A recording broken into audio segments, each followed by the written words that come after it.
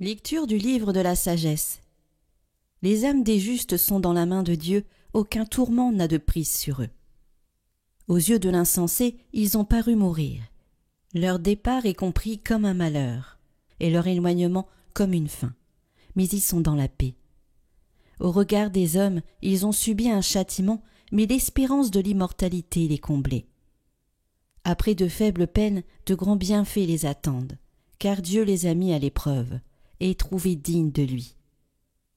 Comme l'or au creuset, il les a éprouvés, comme une offrande parfaite, il les accueille. Au temps de sa visite, ils resplendiront, comme l'étincelle qui court sur la paille, ils avancent. Ils jugeront les nations, ils auront pouvoir sur les peuples, et le Seigneur régnera sur eux pour les siècles. Qui met en lui sa foi comprendra la vérité. Ceux qui sont fidèles resteront dans l'amour près de lui. Pour ses amis, grâce et miséricorde, il visitera ses élus.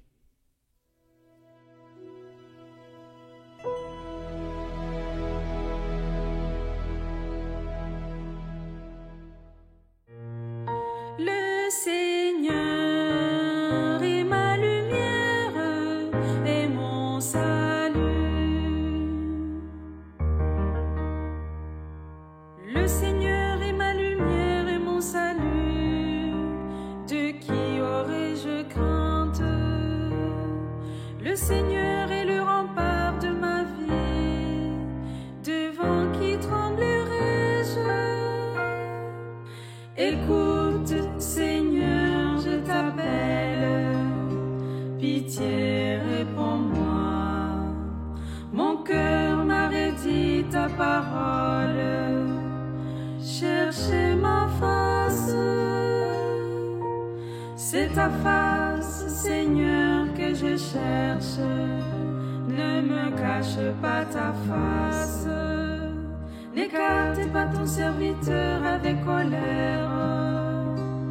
Tu restes mon secours. J'en suis sûre, je verrai les bontés du Seigneur sur la terre et des vivants. Espère le Seigneur, sois fort et prends courage.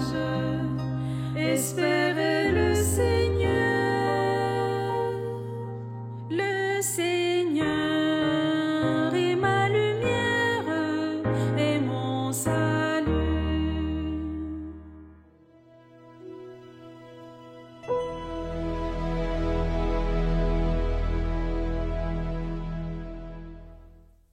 Lecture de la première lettre de saint Paul apôtre aux Corinthiens. Frères, c'est un mystère que je vous annonce. Nous ne mourrons pas tous, mais tous nous serons transformés, et cela en un instant, en un clin d'œil, quand à la fin la trompette retentira. Car elle retentira, et les morts ressusciteront, impérissables, et nous serons transformés. Il faut en effet que cet être périssable que nous sommes revête ce qui est impérissable. Il faut que cet être mortel revête l'immortalité.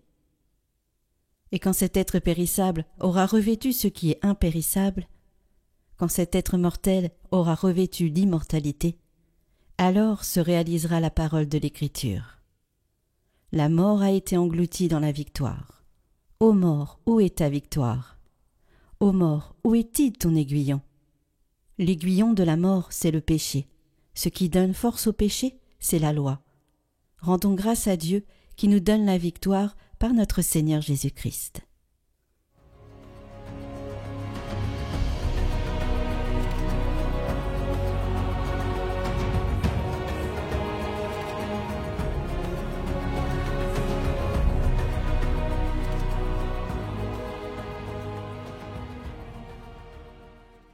Évangile de Jésus-Christ selon saint Jean. En ce temps-là, Jésus disait aux foules: Tous ceux que me donne le Père viendront jusqu'à moi, et celui qui vient à moi, je ne vais pas le jeter dehors, car je suis descendu du ciel pour faire non pas ma volonté, mais la volonté de celui qui m'a envoyé. Or, telle est la volonté de celui qui m'a envoyé, que je ne perde aucun de ceux qu'il m'a donnés, mais que je les ressuscite au dernier jour. Telle est la volonté de mon Père, que celui qui voit le Fils et croit en lui ait la vie éternelle. Et moi, je le ressusciterai au dernier jour.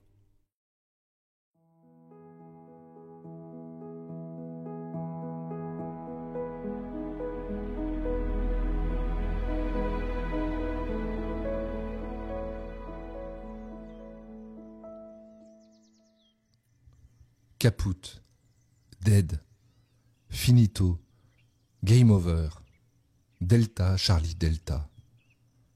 Que voulez-vous que je vous dise? Comment aborder la question qui en a fait chuter plus d'un, mais qui en a aussi converti tant d'autres? La mort. Je dirais même les morts, parce que ce que nous percevons, c'est d'abord un anéantissement des personnes, leur fin, leur disparition, la déliquescence du corps de ces êtres qui nous ont précédés et sont touchés par ce sort tragique. Car nous avons beau nous agiter dans tous les sens, multiplier les inquiétudes, nous ne pouvons rien ajouter à la durée de notre vie. Comme le dit le psaume 102, « L'homme, ses jours sont comme l'herbe et la fleur des champs qui fleurit, sur lui, qu'un souffle passe, il n'est plus. » Alors, face à ce drame, comment réagir? Y a-t-il un Dieu? Y a-t-il un Dieu qui entende? Vers toi, Seigneur, j'appelle. À mon Dieu, je demande pitié. Que gagnes-tu à mon sang, à ma descente en la tombe? Te loue-t-elle la poussière? Annonce-t-elle ta vérité? Voilà ce que clame le psalmiste. Et il a bien raison. Quel sens donner à la vie si le rideau se referme et que l'on n'a même pas eu le temps de tirer sa révérence? C'est la question que l'humanité se posera inlassablement jusqu'au dénouement final. La mort est de plus en plus anonymisée. Les malades et les personnes âgées meurent à l'abri des regards dans les hôpitaux et les EHPAD. Alors parfois, soit parce qu'il s'agit d'un proche, d'une personnalité, ou parce qu'elle survient de manière accidentelle, la mort se rappelle à nous alors que nous essayons de l'oublier. Il n'y a pas si longtemps, on voyait, on attendait la mort. Elle faisait partie du paysage de chacun. On accompagnait ceux qui s'en approchaient, on priait avec ceux qu'elle touchait. N'oublions pas que dans chaque « Je vous salue Marie », nous demandons l'intercession de la Vierge pour maintenant et à l'heure de notre mort. S'il y a une chose que le Christ a révolutionnée, c'est bien notre perception de la mort. Car le Christ est ressuscité d'entre les morts, il a vaincu la mort. Cette victoire, c'est le signe même du feu pascal qui jaillit au milieu des ténèbres. Cette lumière, les ténèbres ne l'ont pas arrêtée. Saint Paul le crie aux Thessaloniciens. Jésus, nous le croyons, est mort et ressuscité. De même, nous le croyons aussi, ceux qui se sont endormis, Dieu, par Jésus, les emmènera avec lui. Et il ajoute, « Frères, nous ne voulons pas vous laisser dans l'ignorance au sujet de ceux qui se sont endormis dans la mort. Il ne faut pas que vous soyez abattus comme les autres qui n'ont pas d'espérance. » Ces autres dont il parle, ce sont les païens, ceux qui ne croient pas en Jésus. Ce sont nos athées actuels. Alors saint Paul nous demande d'agir comme des croyants. C'est au nom même de notre foi que nous devons ne pas être abattus face à la mort. Il est normal d'être en deuil, mais ce deuil ne correspond pas à l'hébétement de celui qui serait face à une fin définitive de la vie. Dans ce cas, nous serions morts, et ce serait à nous d'enterrer ce qui est le dernier signe éphémère de ce qui ne serait plus. Laissez les morts enterrer les morts. Mais non, nous sommes les vivants qui bénissons le Dieu vivant, le Dieu des vivants. Si nous utilisons la couleur violette pour les défunts, c'est parce que c'est la couleur de l'attente, de la préparation. Nous attendons la résurrection de ceux qui sont auprès de Dieu. Saint Paul, aux Thessaloniciens encore, au signal donné par la voix de l'archange et par la trompette divine, le Seigneur lui-même descendra du ciel, et ceux qui sont morts dans le Christ ressusciteront d'abord. bien entendu. Nous pouvons être dans une certaine crainte que nos proches ne soient pas de ceux qui sont morts dans le Christ.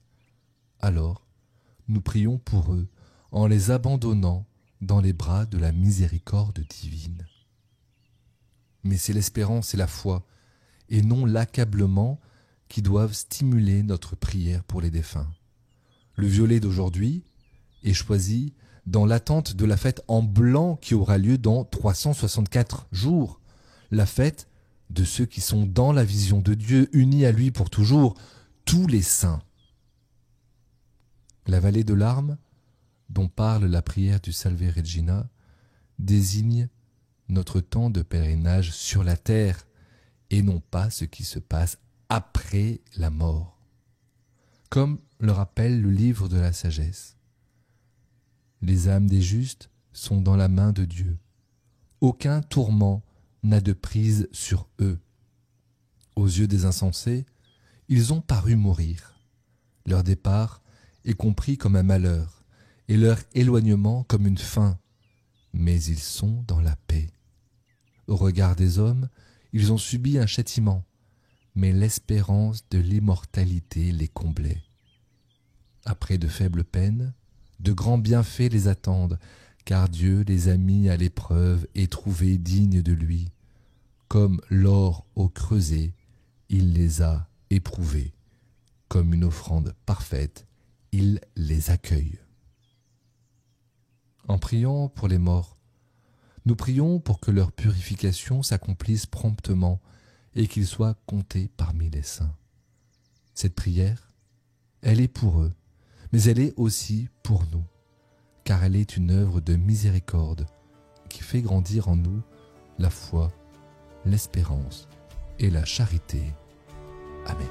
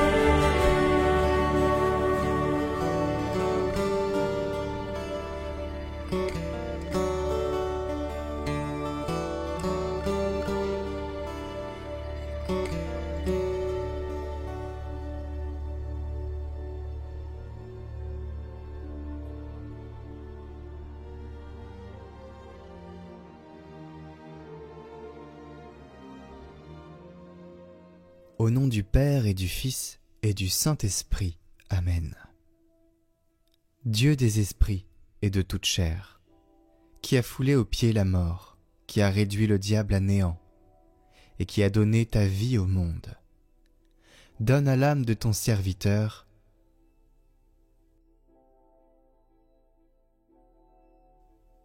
le repos dans un lieu lumineux, verdoyant et frais, loin de la souffrance, de la douleur et des gémissements. Que le Dieu bon et miséricordieux lui pardonne tous ses péchés, commis en parole, par action et en pensée, parce qu'il n'existe pas d'homme qui vive et qui ne pêche pas. Toi seul est sans péché, ta justice est justice pour les siècles, et ta parole est vérité. Ô Christ, notre Dieu, puisque tu es la résurrection, la vie et le repos de ton serviteur, nous te rendons grâce avec ton Père incré et avec ton Esprit très saint, bon et vivifiant, aujourd'hui et pour les siècles des siècles. Amen. Prions pour toutes les intentions déposées en commentaire cette semaine. Notre Père qui êtes aux cieux, que votre nom soit sanctifié, que votre règne vienne, que votre volonté soit faite sur la terre comme au ciel. Donnez-nous aujourd'hui notre pain de ce jour. Pardonnez-nous nos offenses, comme nous pardonnons aussi à ceux qui nous ont offensés. Et ne nous laissez pas entrer en tentation, mais délivrez-nous du mal. Amen.